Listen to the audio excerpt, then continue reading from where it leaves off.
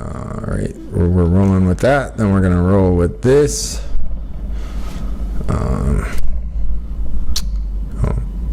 I hope QuickTime is working. Yeah. It is, right? You hit record. I know, but it's working behind, right? Yeah. All right, here we go. So this is 8/15/2017 PIR crit in Portland, Oregon, Cat 5. And I might add it's Kevin's last Cat 5. So make sure you stay to the end so you can find out why this is my last Cat 5. That's right. This is exciting stuff. You know, the guy, the dude there, when you rolled up, did he bring up the insult thing?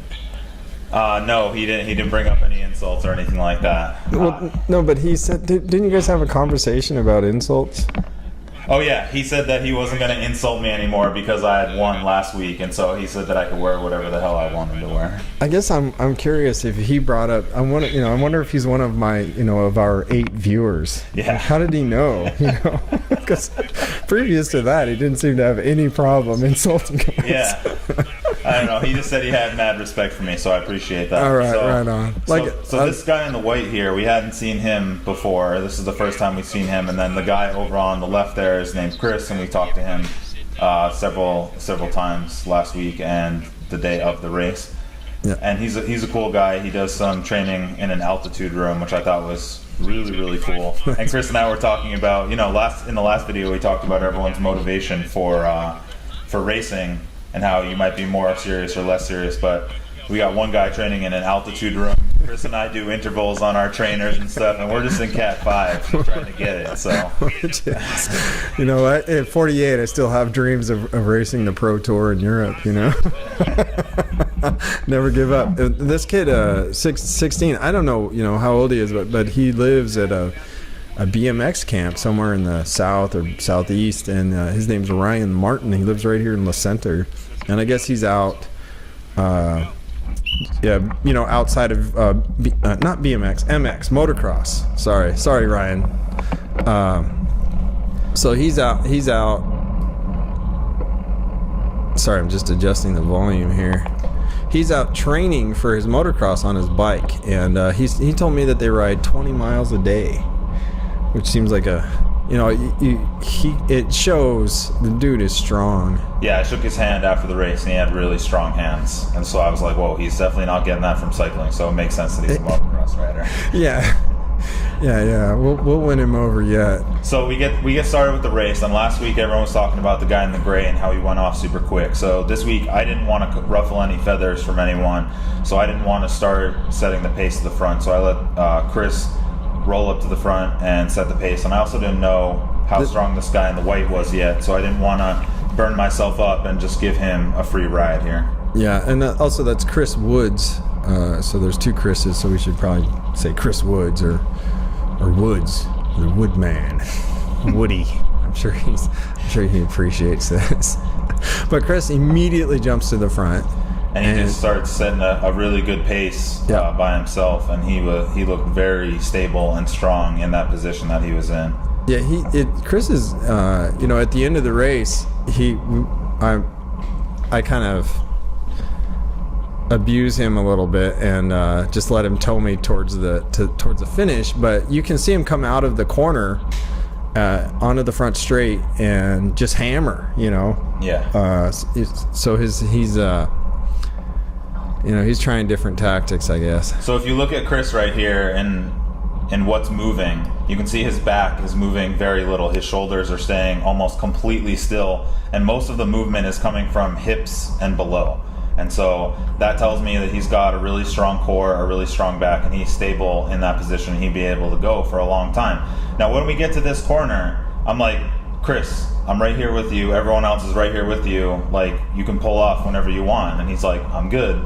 And later he's going to get dropped. And so if you're in the front in the race, remember, you don't need to pull until you feel like you're going to pop and fall off the back. Like, other people are there to pull as well. So I would say 3 to 5 minutes maximum on the front, and then swing off and let other people do some pulling and just hang on and let other people beat themselves up.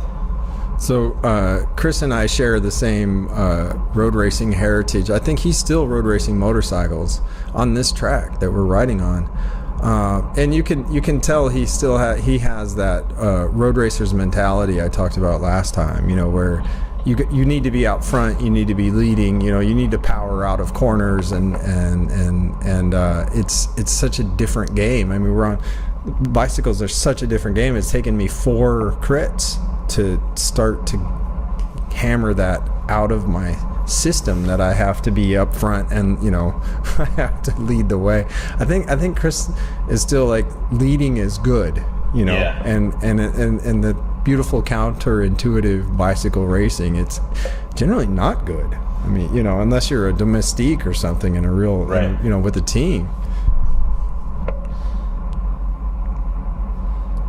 But Chris is making improvements, and that's what he was happy with after the race. And he said that he got lapped on the first race. He didn't make it to the finish with the first group in his second race, and then he almost made it to the final sprint on this one. He had got dropped like in the last turn or something. So he's making improvements, even though his strategy might not be the best. But oh yeah, and he's just strong, man.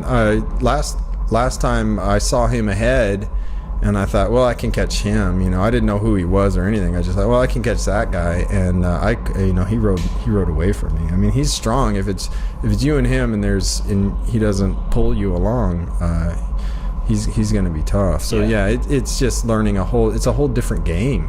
It's been tough for me learning a whole different game. So Chris pulls us almost the entire lap, right? So I didn't want to take the turn as tight as Chris. I'm a little taller. I didn't want to scrape my pedal, so I come out there, and this kid in the white, just, again, another motorcycle person, just wants to get up there as close as they can to the front and stay there. So I let him just slot through. I'm like, all right, third wheel, I'm going to be getting a better draft than second wheel, so that's fine. We did the course in the opposite direction each week. It switches. So this week we're coming up the straight this way, and we are going directly into a headwind. So going across the finish line this week, there's going to be a headwind, and going down the other side, there was a tailwind. So the speed was not that high, and well, you get a real sense. I mean, just this is a little bit of an aside, but you get a real sense of how much faster pros are by watching these. I just watched what was it, the Arctic race, the Norway race. And those guys are just screaming for 4 hours. Yeah. This is a 5-lap race. I mean, I think we were all in shape. We could have gone faster. We could have hammered it. Yeah. But still, just the level that's set by those pros, even the older guys in Cat 3 that are my age or Cat 2, man, they're moving, and it gives me something to look toward and try to build myself up. Yeah, I was looking at the guy who won the Cat 1 race this week on Strava, and his average speed was, I think, like 27.2, and we did like 22.2, so there's like a 5 mile per hour on average difference. Whoa, that's enormous. And he got in first place at the end of the race, and they were probably sprinting close to like 37-40 miles an hour. Yeah.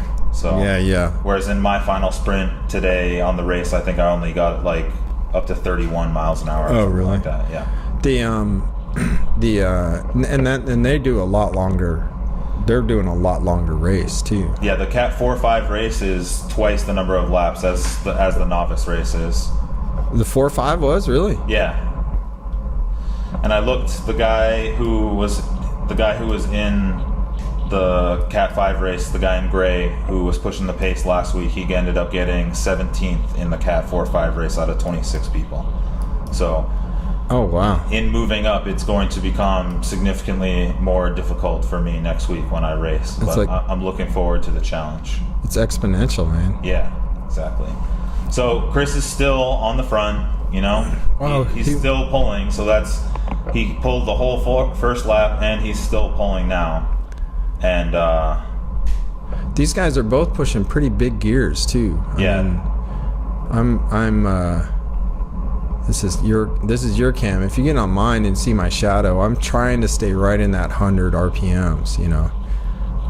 I did, and this time I went. Last time my heart rate monitor hit 180, and I thought my heart was going to explode. So this time I didn't have any data. I didn't want to see any data. And as a result, I didn't get any. I didn't apparently start my Strava correctly, so there's no data from this race from me. But yeah, look at these guys, man. They're both. This is basically both these guys pulled all of us around almost the entire time. I think towards the end you hop up. But so I let Chris know, great pull, because he did a great job, and I'm really glad that everyone is kind of like coming around now, because he did a lot of work. So it's great that other people are willing to work. So this guy in the green and orange, he definitely would have come to the front, but for some reason the guy in the white just did not want anyone else to come around him. I guess that motocross mindset is really ingrained into people, because now we have 3 examples of people who do it.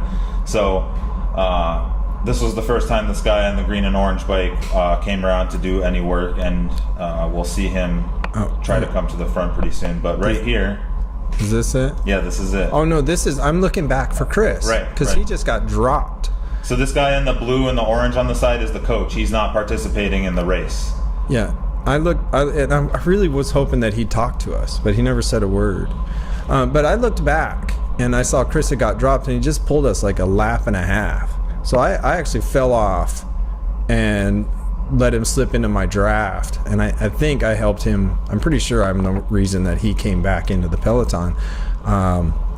But this was a mistake. This is me being, me, Mr. Nice Guy. I should have just let him burn out, because I do get dropped on the last lap, and I actually blame this move right here. It was a bit of energy. I remember thinking, I had to work a little bit harder than I thought I was going to, because the pace had been so easy. Yep. To pull him back up. But at the same time, I thought, man, that guy just pulled us around. There's only 5 or 6 of us. It's going to be more fun with more guys. I'm gonna drop back and at least see if I can help Chris come back up.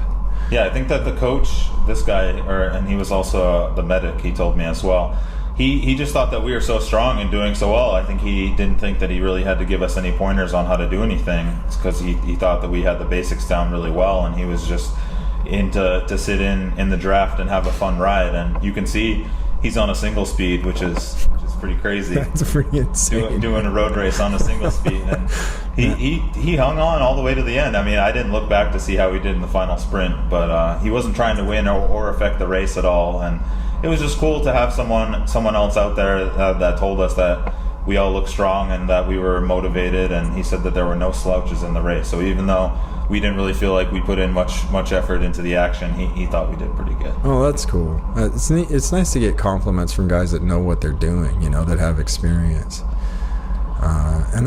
What's going on here? We do a couple weird things into this headwind. So I'm talking to the guy in the green and orange bike, because he said that he would have pulled right there. He tried to pull through because the kid in the white kind of pulled off to the right. And then he tried to pull through, but the kid in the white, again, with the motocross mindset, just did not want him to pass. Yeah. So I'm just like, all right, well, if he wants to, I'm talking to him, I'm just like, if he wants to waste his energy up there, just let him burn himself out, that's fine. And I'll confess, I didn't even feel like trying to pull, unless if everyone was pulling, I would have pulled, except for the coach dude. But if you'd taken a turn and the guy on with the yellow shoes had taken a turn, and Chris had taken a turn, and Ryan Martin, the motocross guy, had taken, then I would have been part of it. But I'm sitting back here going, well, it looks like Chris and Ryan are just going to do this, so I think I'll just watch. Yeah. I'm just going to sit back here and conserve energy. Yep, and I was doing the same thing. I felt a little bit more tired than last week, so let me point out, I want to, a nice shot of my old school Tivas and clips there. So no clipless pedals. He's keeping himself strapped in right there. Look at that arrow strap. Yeah. Hanging off the pedal right there. I just figure, until I'm in shape, there's no point in spending money on aero stuff. I've got 10 watts somewhere that I can not eat what a terrible food before I go out and spend $200 or $300 on shoes and clips. So since the guy in the white didn't let the guy in the green and orange around, since Ryan didn't let that guy in the green and orange around, I was like, I'm not going to waste my effort trying to stay ahead of him because he just wants to be at the front. So, and then no one would let me into the pace line, so that's why I came all the way to the back, and I was getting a pretty good draft back here. But I actually deliberately didn't let you in. I mean, that's me in the yellow. I just thought, no, you just you take a turn on the very back. It's kind of nice because all of the riders up front are really creating a big fat wake for you to just cruise in, you know. It's really difficult. Like if you are feeling good and the race is going like this and you still have some distance to go, it's really hard to control yourself and not just want to snap right now and just go really fast. Like I could have attacked right there around everyone, but what would it have done? You know, I don't know if it would have been successful or not. So it's really about conserving your energy and resisting fatigue when the race pace picks up. So I am.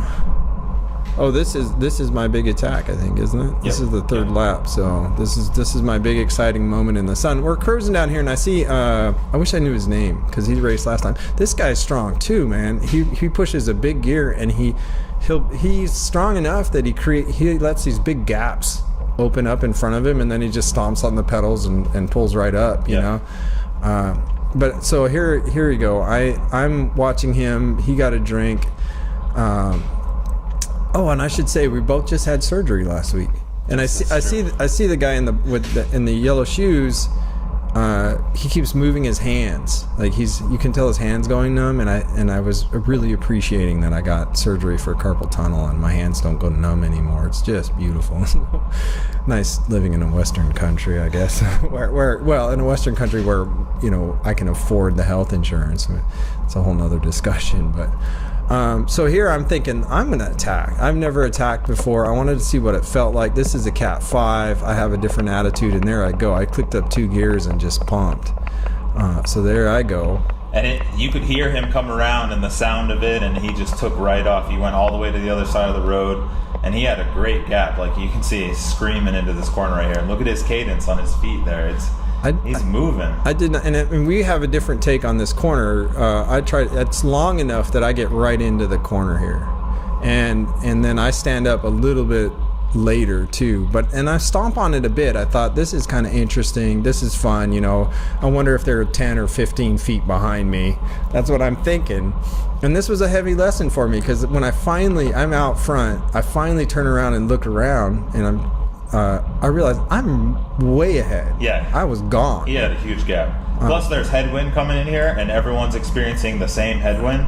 So both groups have to push into the headwind. But Chris just kind of cuts it because he didn't think he was as far ahead as he was. And then this is the catch. He's just noodling right now. I'm just letting my heart rate come back down, and right now I'm thinking, all right, keep your speed up enough to fall back into the back of the peloton. But I don't think I had the fitness to stay out in front for 2 laps, but I did have it to try. Yeah, I should have tried. And what happened was I looked back, saw how far you guys were, but I'd already made the decision to slow down. Yeah. So that was and I passed him right there, and I tell him that looked good for the camera. So yeah, that's right. It looked good. No, that's right. That's right. We're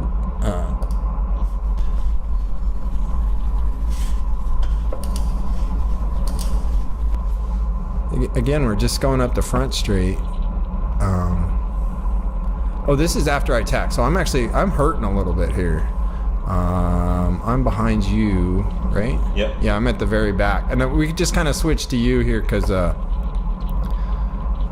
from here it's your race.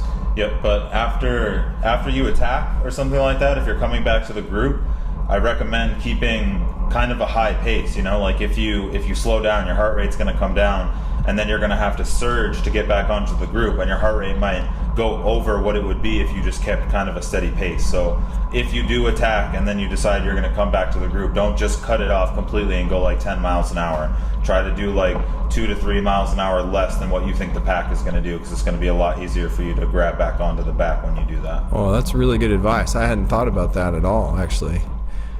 Yeah, so we're just back here because we're just kind of milling around. I mean, we are moving, like you said. We're doing somewhere between 20 and 25 miles an hour most of the time on a flat track. So it does, we are working.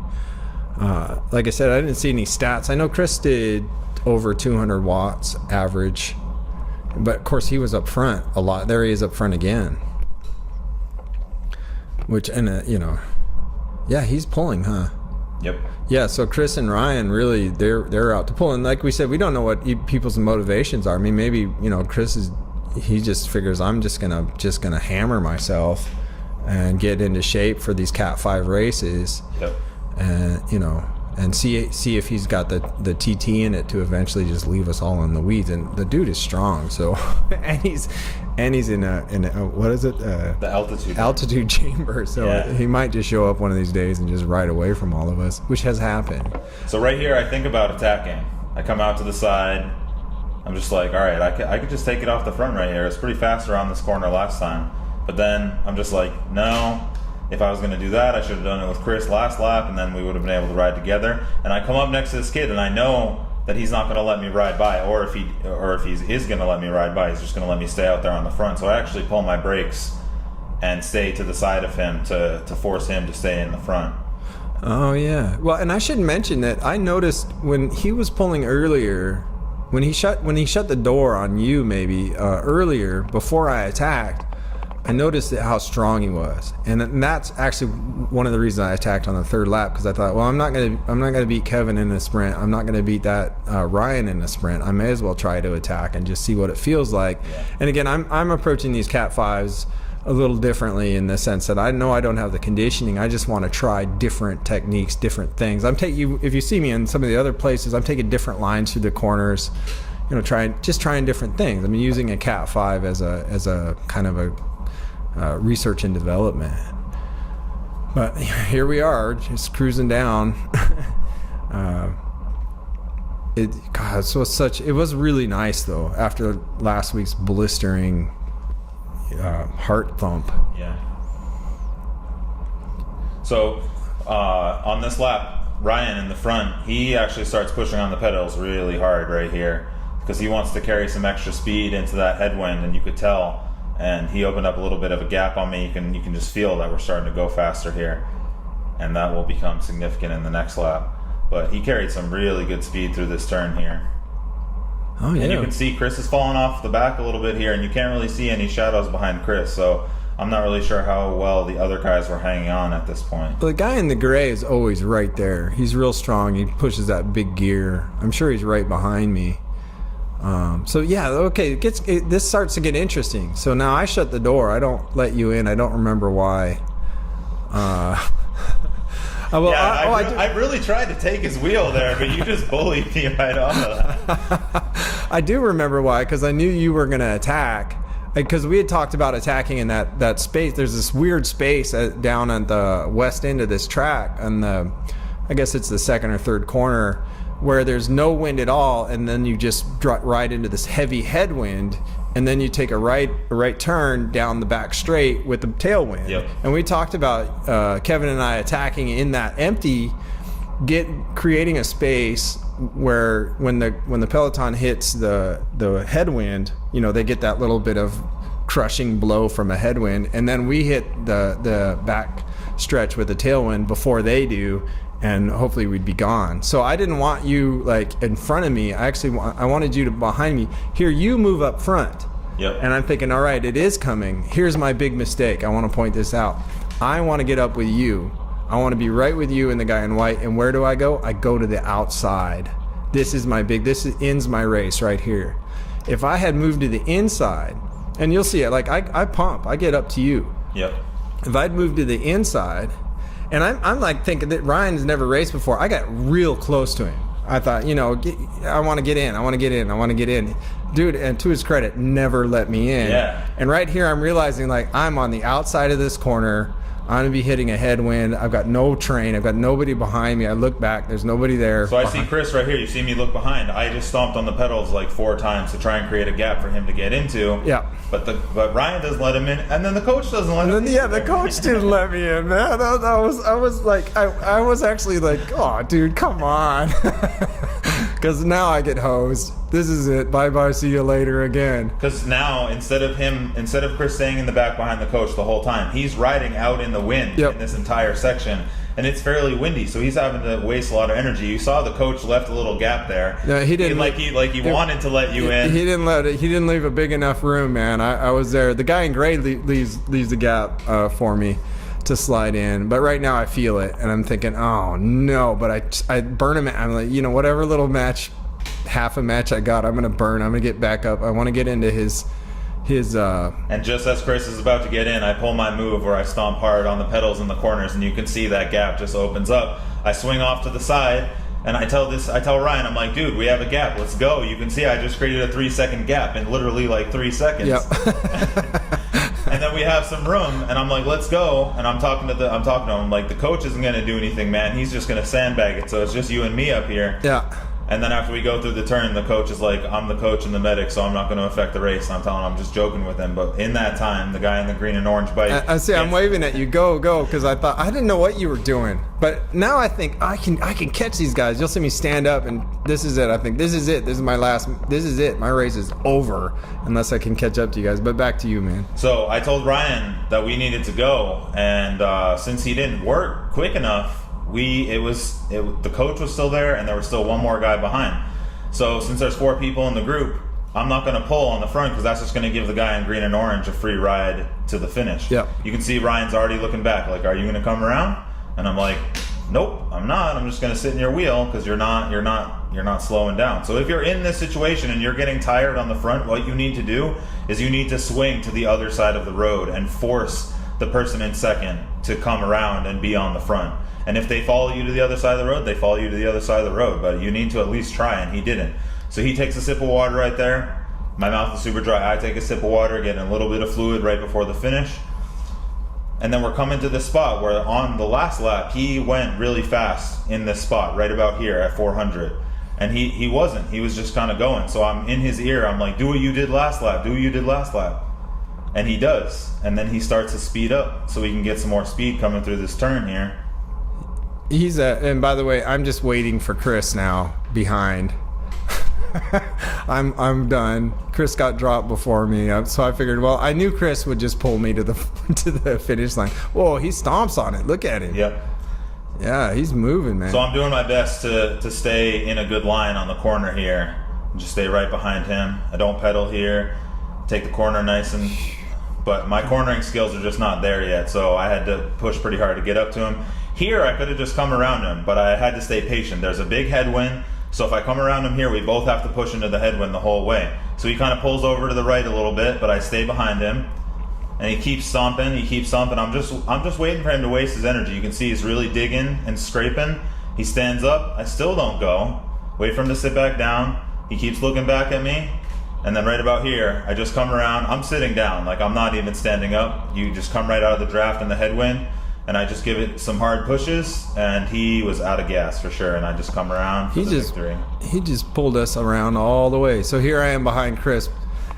Chris hit the corner and stomped on it, and I'm just showing this because, Chris is actually stronger than I am and should have beat me. But he pulled me all the way around to the end of the race, and then just basically, just didn't have the gas. I mean, he pulled us. Between Chris and Ryan, I think did anybody else take a pull other than you for a few short times? No, they probably pulled for like 80% of the race. Yeah. So that was our race, and man, it was fun. You're just so stoked after these races, even when you come in, dead last. It just feels good. Your body feels good. You feel better. I feel better. I just feel better about everything. Yeah, and the cool thing about the race is that it's about a half hour. So workouts are definitely difficult, but if you can hang on for a half hour, you can do one. So Get out there and do a race. Amen.